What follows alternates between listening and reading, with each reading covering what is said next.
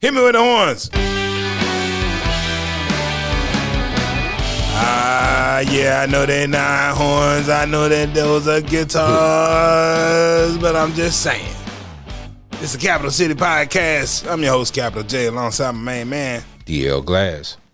DL, I ain't seen you since the party, man. Man, a couple weeks ago. Yeah, we party hardy. Celebrate my main man over here. Yes, sir. Appreciate you doing that, man. Kept it jumping. Hey, it's what we do. Yes, sir. Now, tonight's topic, we're talking about people who had money before they stepped in the game. Because several times we talked about what it costs to get started in hip-hop, right? Well, you have some artists just come in with nothing. And when you come in with nothing, you're looking like you need everybody around you to contribute to your success, or you have nothing. You have nothing to bring but your talent. So when you have nothing to bring with your talent, that's not who we're talking about tonight. Talking about people who had some talent, but they also came with a certain amount of resources and what it takes to get started as a nobody. I'm using air quotes there because everybody is somebody to somebody. Right. But to most people, you understand what I'm saying.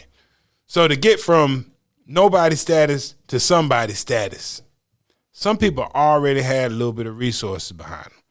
Yes. And that's what we're talking about. And we're talking about how do you use those resources in the early phases of your career to get a jump start on the competition. Right? Yeah.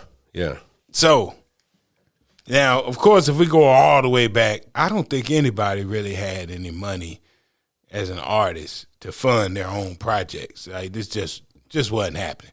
Right. Of course, as we saw, the drug game and the rap game get married, then the drug game say, hey, baby, I got you. You ain't got to go out there and do all this stuff. I got you. Yes, sir. So we know a significant number of artists that got their start in the streets. And when it came time to pay somebody for beats, to buy studio time, They got it. back in the day you had to have little headshot pictures. Right. Did you leave at the station and sign? All that stuff costs money. Right. And that's an amount that most people just don't start off with. You just don't have it. Like you got to pay for rent. You need a car to get around. Where's the money left over for this stuff? Some people already had a little bit of change. For whatever And it's not always drug money. It could be Right. anything. Like just as an example, outside of the game, like Steve Aoki, famous DJ. Okay. His dad is the founder of Benihana's restaurants. Sheesh. You see what I'm saying? So that's this guy got far in the game, yes, Yeah. but he didn't show up with nothing but his talent. He had his talent and Daddy Warbucks back there. Right. So who in the game stepped in this thing with a little bit to start off with, DL? Man, the most notable person from back in the day was Eazy-E. Ooh. See, already had the street money jumping off. Yeah. Right. That's a good example. And I forgot about him earlier, but yes. Yeah. Eazy-E is a prime example. Like before record labels came calling and everything, they had a financier right in the group. And started a whole genre of music. right. I mean, Right. yeah. A financier right in the music. Yes. Luke Skywalker. Oh, yes. I remember reading a long time ago that, and it's funny, I read this from Luke Skywalker, and he said, back in the day, I knew that if I could make $50 a day off my music, Yeah. just every day, $50, some kind of way, Right. then He'll be I could doing keep going. Right. And I thought about it. I was like, well, you know, when you think about it, he's starting in the 80s, $50 a day. It was good money.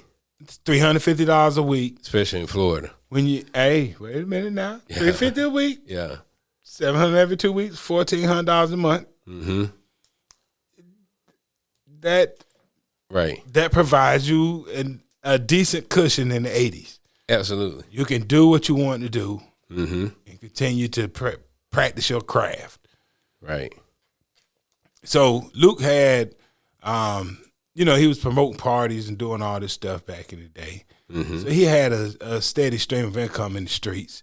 Okay. And he could also release his music. And, you know, these earlier cats, when they're like Eazy-E, putting out, you know, he's the king of the gangster rap genre. You know, if you got an NWA and you're able to pay for records and put the stuff out, then, you know, you got something going. Same thing with Luke and Miami Bass. Right. It allowed him to become the king of it.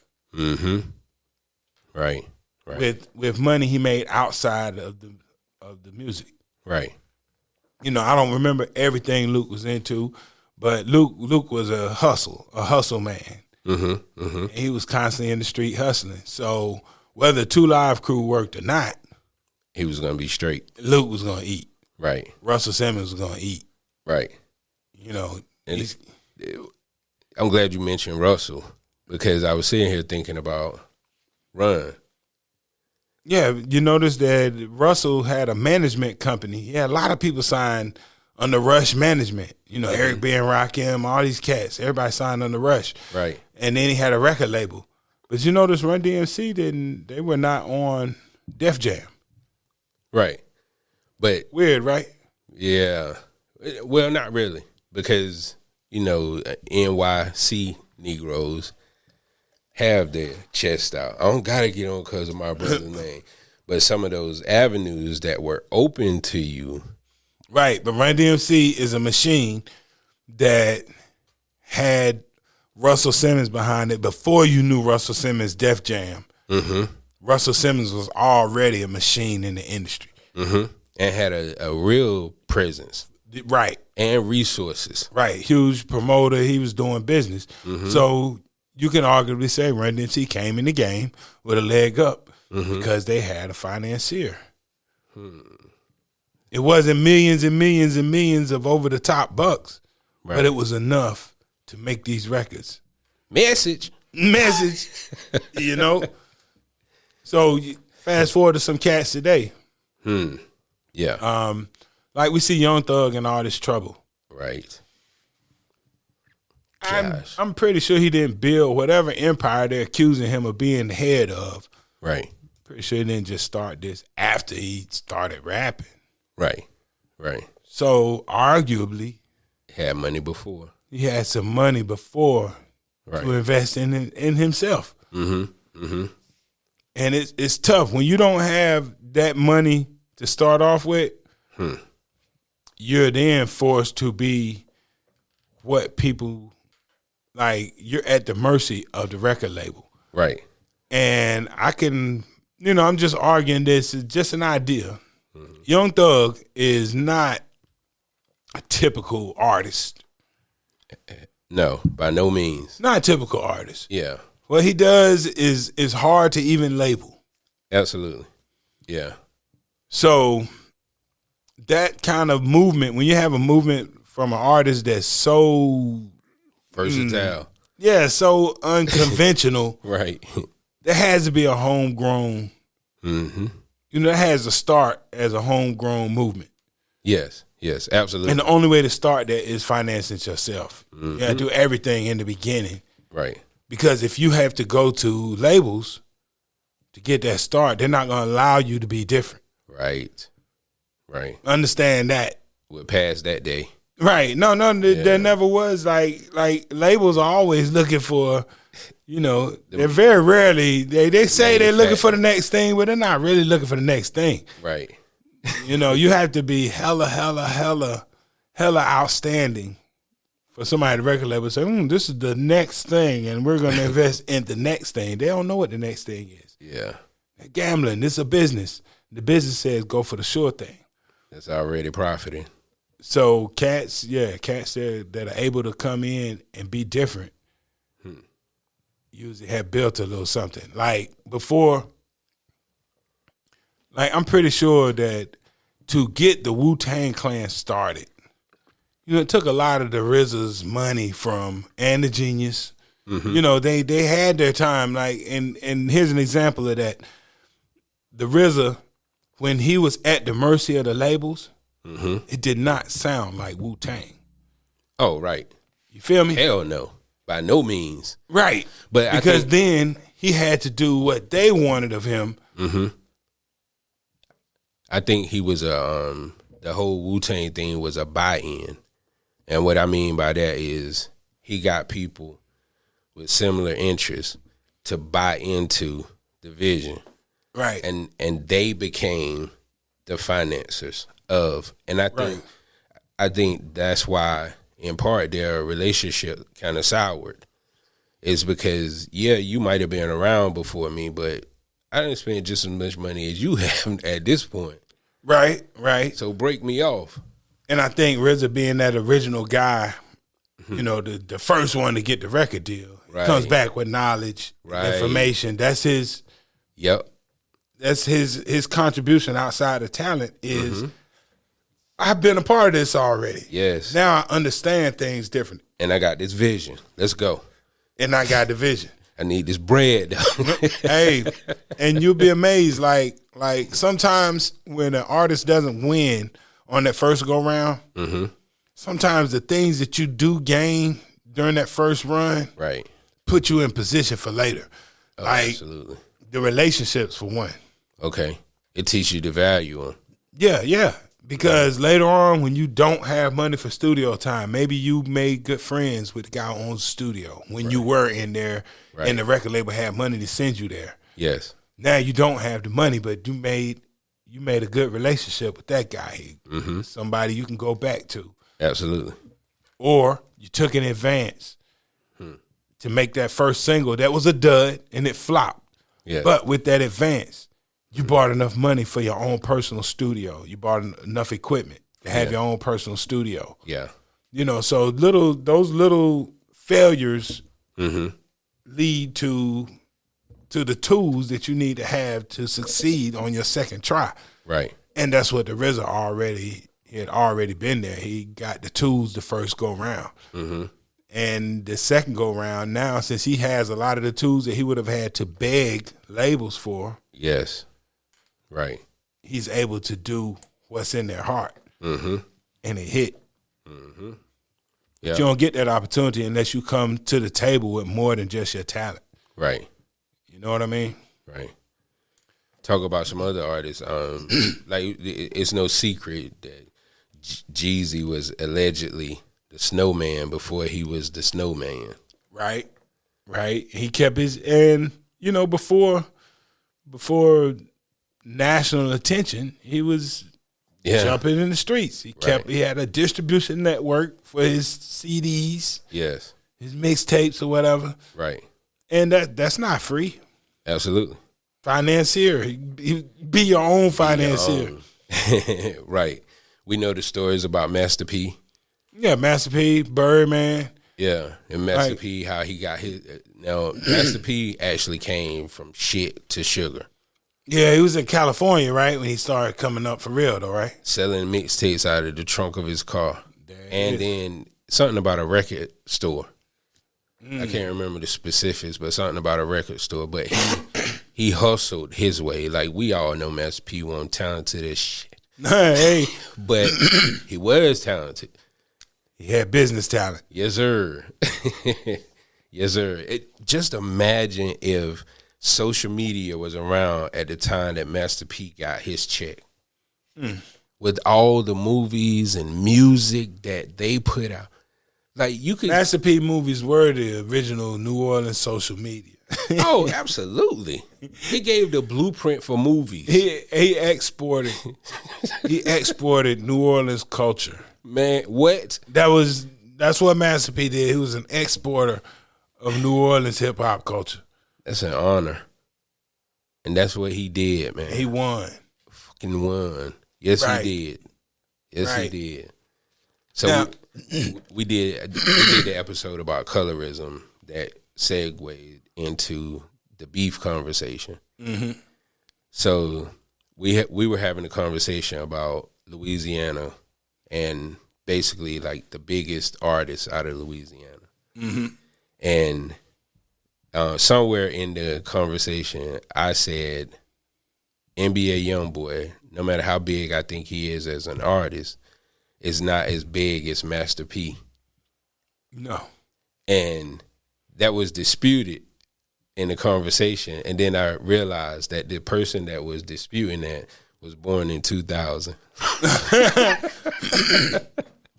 Right. I said, Right. You don't understand. you don't what's understand, going on, man. It was, you know what it reminded me of? It reminded me of MC Hammer. Okay. You know, Yeah. like hip hop was always this thing. Right. MC Hammer and Master P came and said, "No, it's this thing too," Yep. and the world loved it. Yes. I think Hammer helped bring lyrics to commercial success.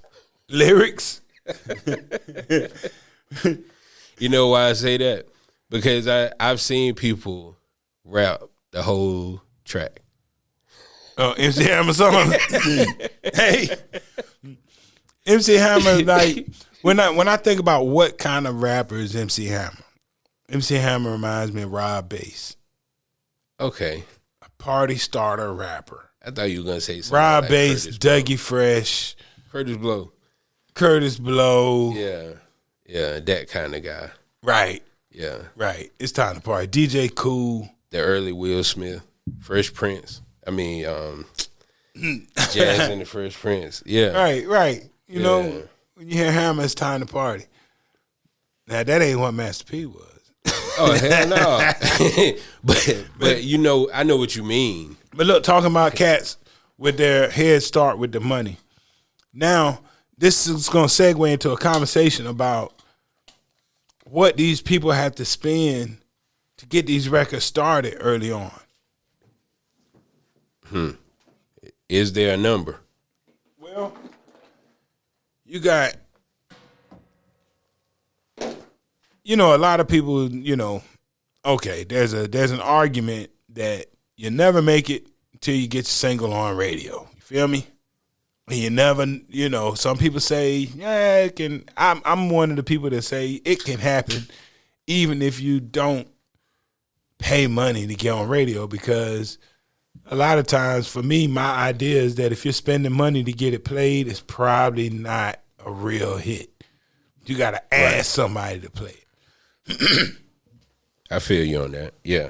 But a lot of people came in the industry and maybe they believe their song is a hit more than the DJ.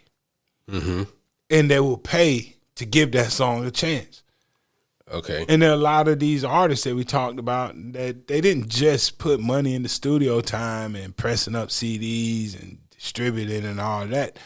They spent some money with programmers and DJs, and not just on radio. We're talking about strip clubs, regular clubs. Right. You know, as a DJ, I've seen a lot of people, you know, and this is not just on radio. I could be at a club and a dude could walk in I never seen before, like, yo, man, I give you $50 if you just play this joint. I just want to see how the crowd gonna react. Mm-hmm. And how much you think you done made about from people spending? Nah, I very rarely take that. Mm-hmm. Like, first, I need to listen to the song. And if you bring it to me in the middle of the party, I don't have time to listen to it. Yeah. You know what I mean? Yeah. But if it's the right amount of money, then I have said yes for the right amount. Mm-hmm. But most of the time, if you're here asking me to play it, then you haven't done the other work that you need to do before you get here. What's that? Make the song hot outside of here so people walk in the door asking me to play it. But how the hell do I do that if I can't get it played in here? Well, cookouts, giving away promotional back then, giving away promotional CDs. Like, here's the thing. I didn't realize the impact of just giving people stuff for free. Right. But, I come back from Freaknik. Outkast was down there giving out their music. People left Atlanta talking about how dope Outkast was. Okay. I've been to conventions and I come back. All the major labels are distributing their music at the conventions, but the hottest thing all the DJs will be talking about might be some independent artist that gave everybody a copy of their tape. Everybody's talking about how dope it was. At a festival, at a summit, what you call it? Like South by Southwest is a music festival. And I don't even know how you give music out anymore. The last person I heard about giving out music was the Baby. Before he got signed, he wore that damn pamper. He made them remember him. And I don't know how an artist would go about doing that. Well, but I would say probably just since now it's so easy to have music readily available, just point people to where they can listen to it, and let them decide. Let the people decide what they like. Right. If you keep putting songs out, like let's say you put 5 songs out, only one of them got more than 1,000 listens on YouTube or SoundCloud or whatever. That's probably the one. Yeah. The people already chose. Right. That means out of everything you made, this one is the one people have played the most. Well, that's a start. You see what I'm saying? And before you go and pay a DJ to play something, you got to figure out if it's something people want to hear. Right. Or you wasting your money. And if it don't work, the DJ is not going to play it the next time. So build a little bit of an audience. And I would say the strip club is the perfect place for that. Like artists who spend money, like a lot of these dudes that had a little bit of money to start off with, especially in Atlanta and the South, they blew up from being heard in the strip clubs. Right. That's a better place to debut your music than the regular club. Absolutely. The DJ's job is to make people dance at the regular club. At the strip club, honestly, like you got certain songs that are, major hits, of course, but if it feels right,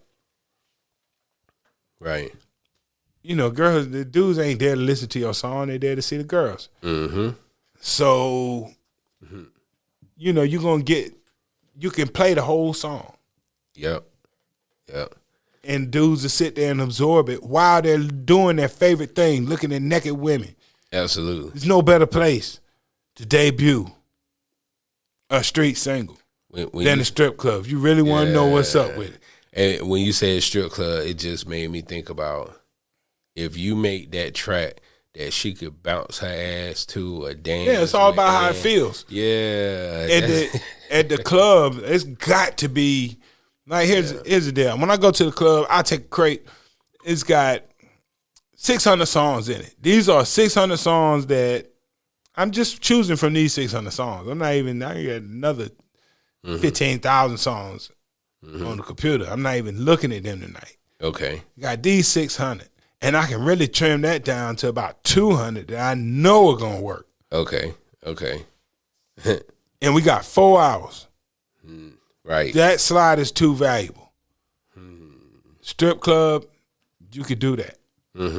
And people will sit there and they listen to the whole thing.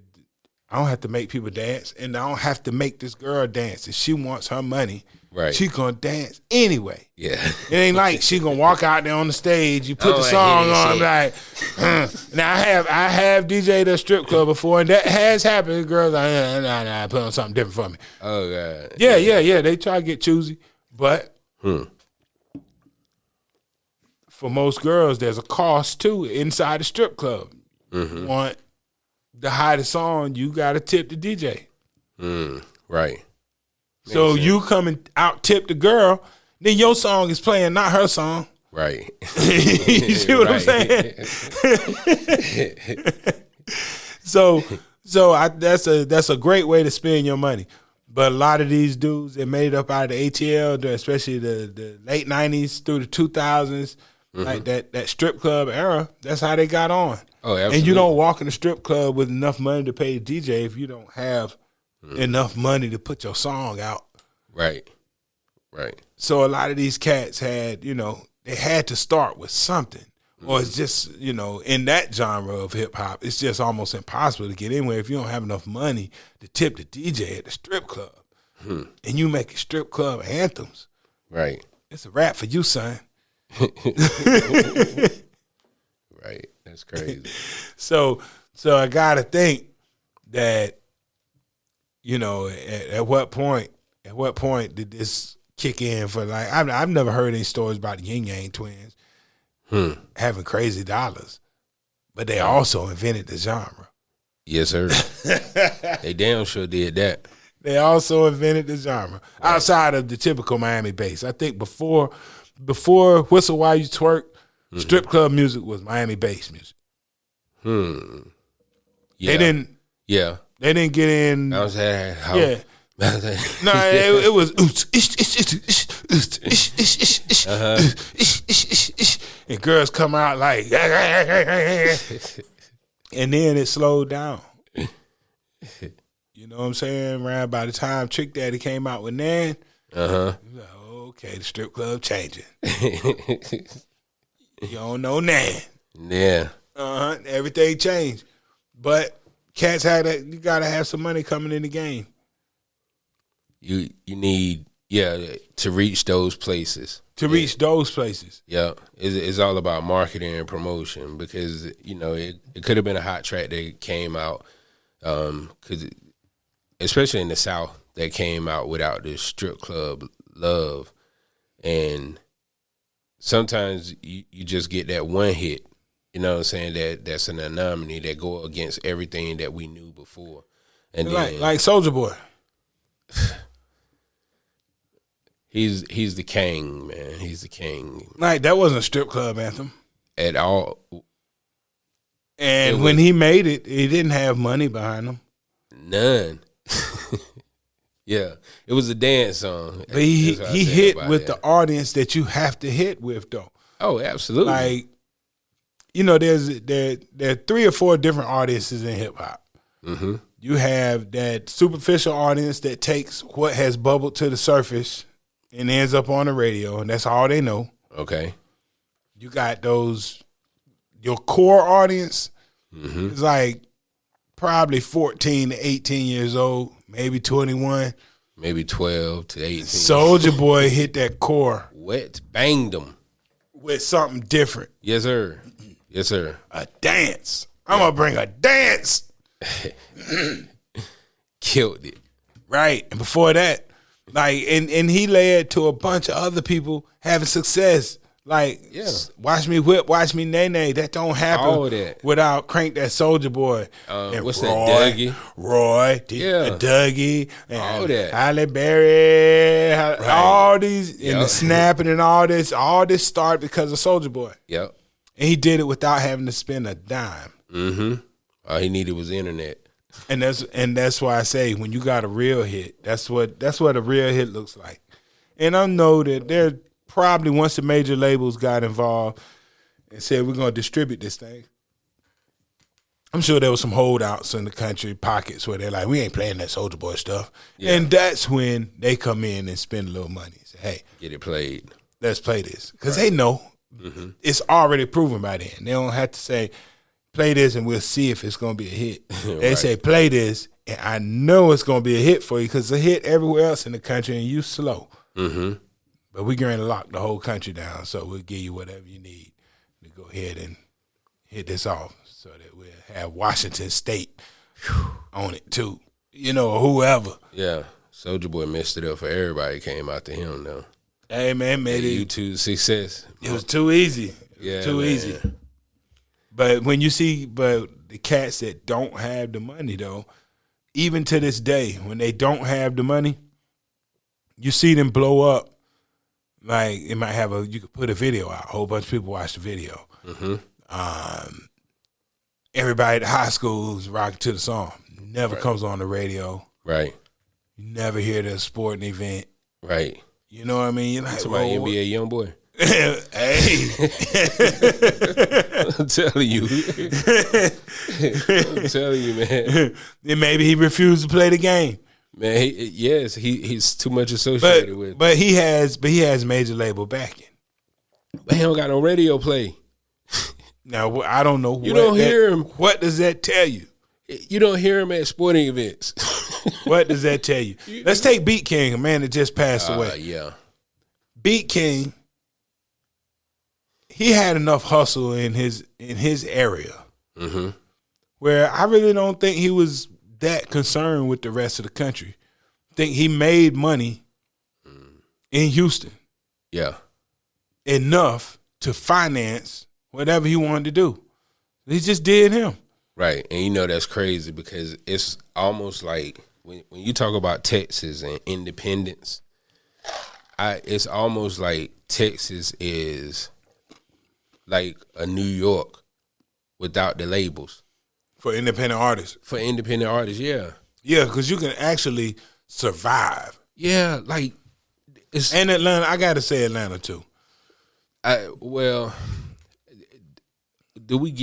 Does Steph have a chance to just live in Atlanta and be that successful? Yeah, there's still people eating. Like there was a song recently on What's Up, G-Way? Huge song in Atlanta. Not necessarily, didn't make it all over the world. But I'm pretty sure them girls can eat doing shows in the greater Atlanta metro.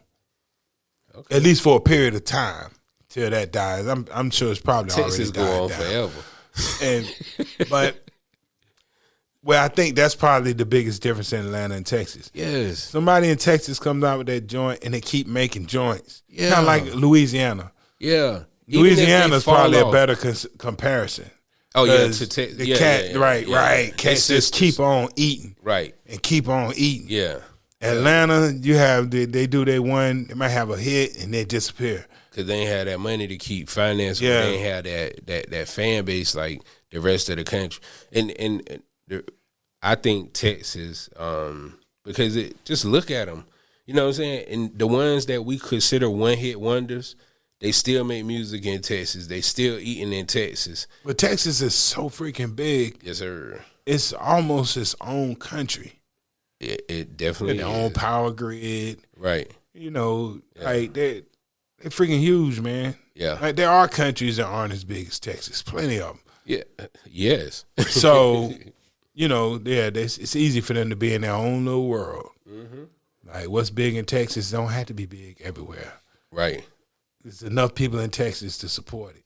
And I think California is that way on some regards. On a whole lot of regards. Yeah. But a lot of times with California, their sound trickles in Arizona and Oregon. Because it's the metropolitan area compared to. Yeah, and they have the West Coast. Right. You know what I'm saying? Right. Like Texas, man, you got to travel 5 hours to trickle out of Texas. Absolutely. Yeah. You know what I'm saying? Yeah. Depending on where you at, it might be 9 hours. Right. California, you know, Texas. somebody in LA can have their music in Vegas in 2 hours. Man, right. Or in San Diego in like 4 hours. Right. But it's different when you get to Texas. Texas is insulated. Hell yeah. Yeah. Cats make money right there and finance everything. And you be like, who is this guy? Right. Somebody tried to tell me Paul Wall fell off. Nah. Well. He fell off everywhere else. Lil Flip fell off well. Oh, is Lil Flip still making music? Now, I know Slim Thug. Slim Thug is a regular. Paul Wall's a regular. See, Chameleon that took his money and just made more money. Yep. he wins the smart guy award. I don't even think he put out music, dude. You don't have to. I know you don't have to. Yeah, absolutely. He's rich, bitch. Right. Talk about Texas. On another side, Jay Prince. Jay Prince came in with money, but he had car lots. See, like still get that hustle up. Hell yeah. You know what I'm saying? You come in with some money, you got a cushion. Mm-hmm. And you can turn down. Right. Yeah. I often wonder how much money did Jay-Z really have coming into the game? Like, because when I think about it, his early appearances were on other people's records. So, if a dude has enough money to finance his own career, you wouldn't hear him on Original Flavor and Jazz Old stuff first. He would put his own record out. So maybe he wasn't getting it. Same thing with Big. Big was out here in the streets rhyming, but is he really getting it if we ain't had the single already? Right. Like, if he needed Puffy, put a single out, how much was he getting it? He told you on the album, I'm down here trying to feed my daughter. Right. So he's standing in front of his house selling drugs to get enough money to feed his daughter. Right. It's not a rich man.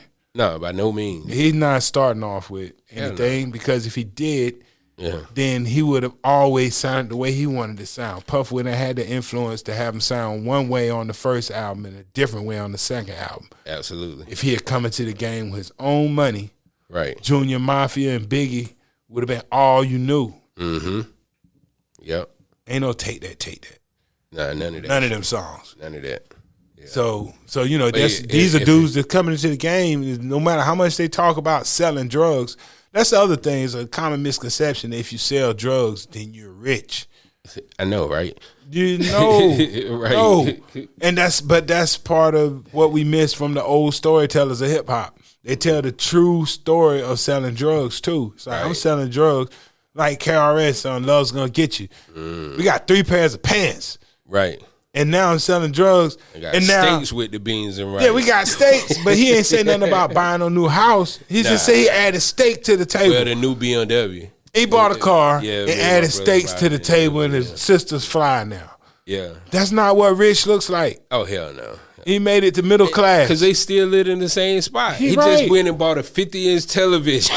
He didn't even step on the grill. You see what I'm saying? I'll make about a G a week. So that gives you a true idea that in the time when drug dealing was easier than it had ever been. Yes. Yeah. And more people were smoking crack than they ever smoked it before or since. Right. Peace. And anybody could make $1. Right. Cats were making money, but it was more like a job than I'm the CEO of a major company. Absolutely. So, cats were working. It was providing steady work, but it wasn't making people rich. Steady work, at the end of the day, you still have bills. And after the bills are paid, if you don't have enough left over to put your own record out and you're still looking for a contract, you're not rich. Right. So, these guys were not rich. And no matter how many people rap today about how much money they got coming in, you're not getting ready to tell me there's more money in the streets today than there was in 1992 or 1988 even. I don't see it because every time I hear somebody quoting drug prices, they higher than what they used to be. So right, they're higher, but you got less. You got less clientele. That's my point too. Yeah. Right, so how are you making more? Right. So it's not how it used to be. And even back then, cats are admitting like I'm doing this, but I'm just making job money. Right. I make enough so that we're not out here on the street, and I can flash a little bit. I can go to the party, right, with something fly on, and drive a nice car to get there. Well. I think it's a few, especially when you're looking from the label owner side. Look at BMF. And BMF. That was real money. Yes, sir. Right. Yeah. Yeah, Andre Willis, we talked to him. Yes, sir. Yeah. That was real money. He didn't take any of it and put it into a hip-hop artist. Yeah. But there was real money. Right. Cat was dealing with real money. He put it into a hip hop club. Some of it. Yeah. The rest of it in the wall somewhere. Right. But just thinking about that part of it and thinking about, because you got some people who've been in the game for a while and their introduction into hip hop is through artists. And kind of like what Dr. Dre did. Because Dr. Dre had been in, quote unquote, the industry previous to hip hop. Right. And so, like you talked about the expertise and all that. And to me, Dr. Dre seems like a very educated person. So I'm pretty sure It took him a long time to bring his money to the game, though. But you know what? At the time that he brought it, was it his money or the money he made from his other ventures before? Think about it like this. Dr. Dre had all the talent. Mm-hmm. He made a little money messing with Egyptian Lover. Mm-hmm. Made a little money messing with Eazy-E. Mm-hmm. But even then, he's working for Eazy-E. Right. So right. During that time, he's helping out with Above the Law and producing Michelle A. Mm-hmm. World Class Wrecking Crew. Mm-hmm. It took him until Aftermath to finally take his money and do something and finance himself. Right. And that happened around 92. Mm-hmm. Mm-hmm. After he made the break from Death Row, he got away from Ruthless. Right. Then he got away from Death Row. And Dr. Dre finally put money on himself. Mm-hmm. Before that, he was always at the mercy of the labels. Well, I thought Aftermath was released under what was the label? Interscope. Yeah. But it was still his label, finally. Okay. You know, it was, all the other stuff wasn't his. So it might be a distro deal versus him being the label being signed to it. Could have been. Yeah. But then with now having that power, though, he brings us Eminem and 50 Cent. Right. You see what I'm saying? Yeah. But before that, he's at the mercy of the labels doing, you know, he's just working. Mm-hmm. Just working. So Dr. Dre didn't start off, put his own money in this. Like I said, it was Eazy-E's money. Mm-hmm. Eazy-E's putting his money in. Right. Well, not to make it sound like we shunning that, because if you got the talent, somebody's willing to pay you for your talent. No doubt. Yeah, you know, no doubt. That's what I was saying about him investing into Aftermath. It might have been the money that he had accumulated even before the Eazy-E stuff, because let's not act like the group he was with before was some one-hit wonders. Like, they put out quality music. Egyptian Lover was he was a West Coast fixture, and Dr. Dre was his DJ and producer. But World Class Wrecking Crew was a group that Egyptian Lover and Dr. Dre were in. Okay. And, you know, they had a couple of joints. Mm-hmm. You know, they put out I think they put an album out, but the main song I remember is Turn Off the Lights. Before you turn off the lights. And they had Michelle A singing the hook. Mm-hmm. Before she put the... Right. Yeah. If you plan to make love to me, you got to do it good. I got that. I'm a hell of a woman. Right. Yeah. And let's go back to what we said earlier. Just imagine if that song made it to you in the Carolinas. Just imagine the success that group had in California before it got over here. Right. You know what I'm saying? Like, right. Doing a show as an artist, doing a show every weekend, you made it. If somebody's booking you every fucking weekend, you made it. Hey, if you can do that, if you can have a successful year of performing every weekend, you have done better than most. Bro, or every other weekend, that's 26 shows in a year. It's a lot of freaking shows. And that could be going on in your tri-state area. Right. That's success. Right. You know? Like, so here's the question. Now, when you presented me with this, you said, does having money to start off with mean automatic success? Right. I'm saying no.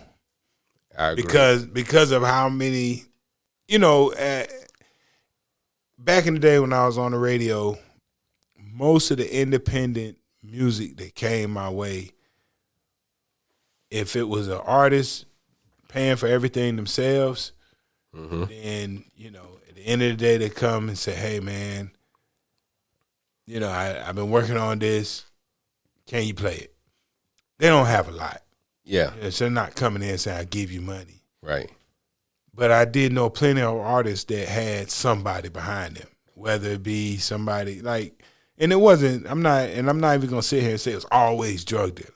Mm-hmm. Yeah. Like cats were actively searching for investors all over the place. It could be somebody. These are the different types of investors I've seen in hip hop music. Dudes that own restaurants. Guys run a club. Guys run car lots. Right. Guys that work at car lots that are having a really good year selling expensive cars. Okay. You know what I'm saying? Right. Guys that own group homes. Like anybody that had a little extra money, if they found somebody talented, ex-basketball players, professional athletes. Right. More than a few of those. One of the, I think for a while there when dudes retired from the NFL, the NBA or whatever. Right. Their next thing, because think dudes would be retiring around 28, 29, 30. They got homies that's been rapping. Now they got money. Right. So, these were the financiers. And when you have those people behind you, those are guys that show up like, yo, hey, I put this record out.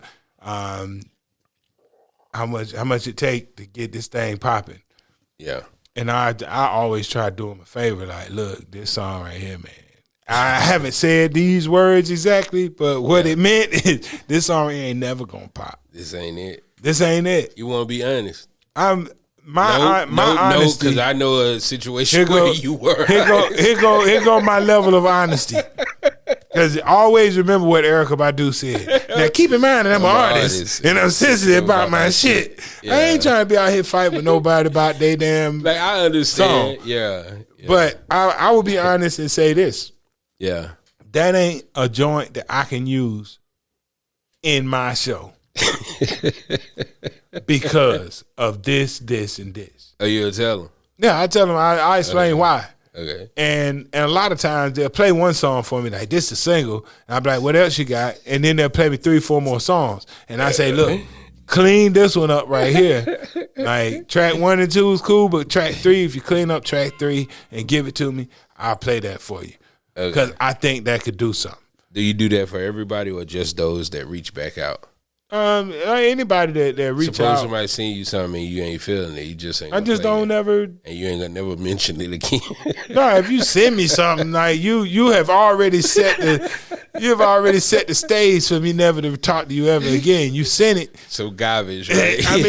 You just sent it. And I got it. And I'm not going to reach out to nobody that got a bad song. You know what I'm saying? Right. I'm asking for trouble. Yeah.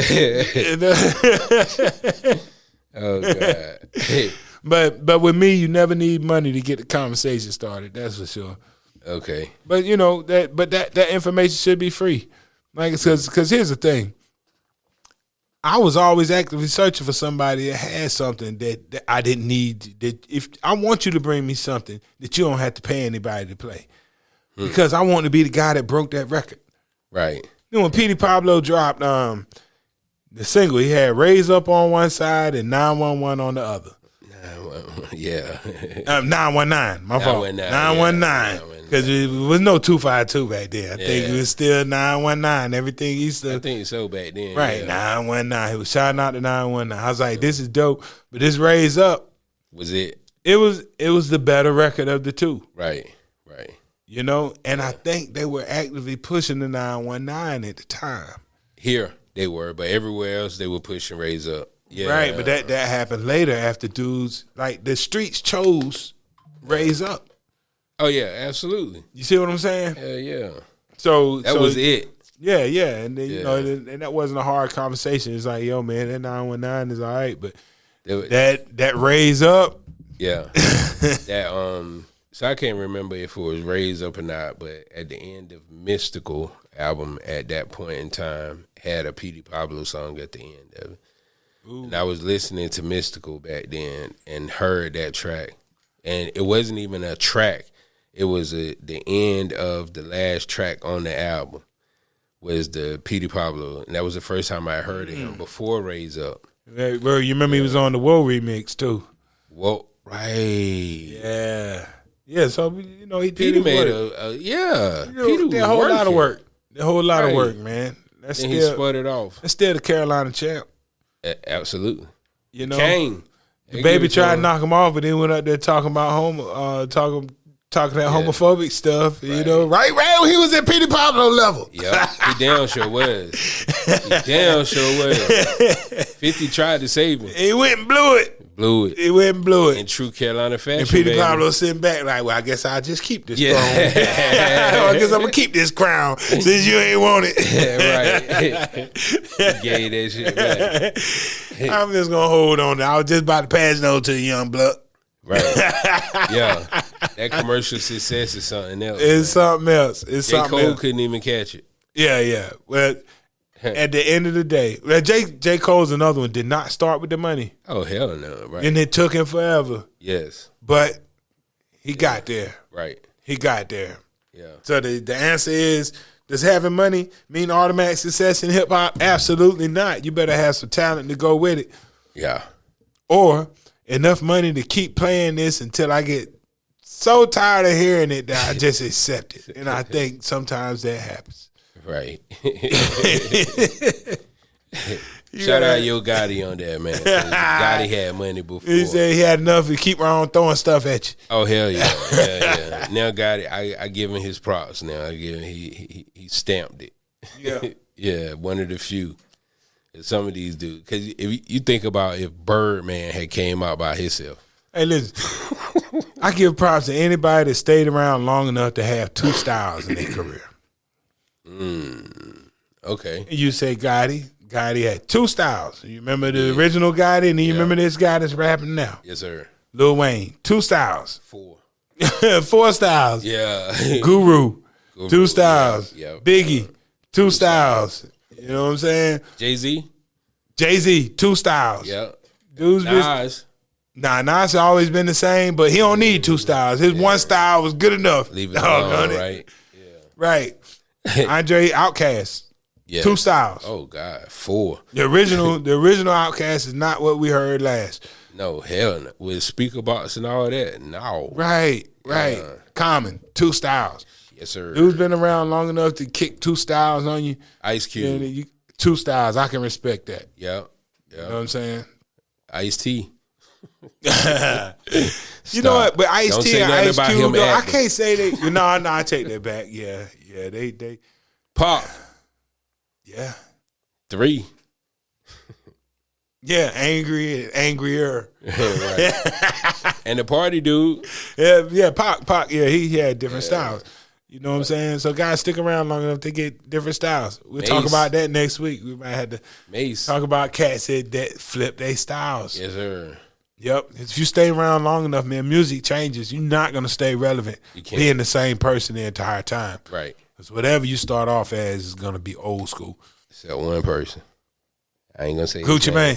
All I right, won't go say it. we wrap it up right there. Next week, Yes, we're sir. talking about style kings. You know what I'm Okay. saying? Who can? I like the sound of that. Style kings. Who got the, who got this style on lock? Right.